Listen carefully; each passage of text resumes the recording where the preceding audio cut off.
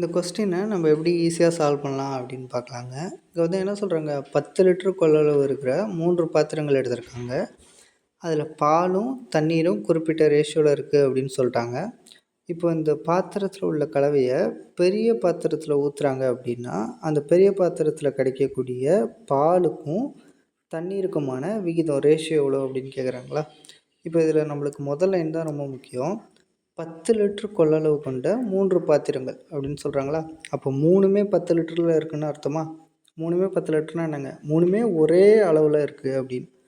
அப்போ இங்கே பார்க்குறோம், ஃபஸ்ட்டு பாத்திரம் என்ன ரேஷியோவில் இருக்குங்க? 2:1 ரேஷியோவில் இருக்குங்களா. அப்போது 2 பங்கு பாலும் 1 பங்கு தண்ணீரும். அப்போது டோட்டல் எவ்வளோ வருதுங்க?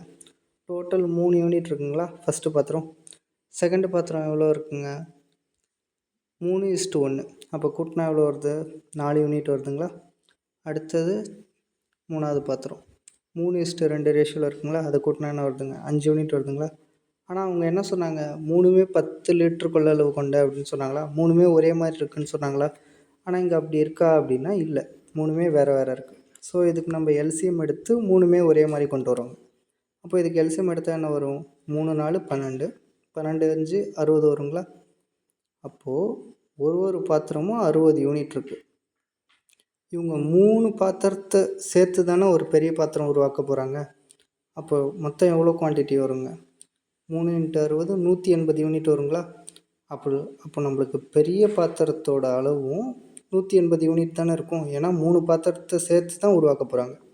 அப்போது நம்மளுக்கு எந்த ஆப்ஷனில் 180 இருக்குதுன்னு பார்க்குறோம். அதுதான் நம்மளுக்கான ஆன்சர்.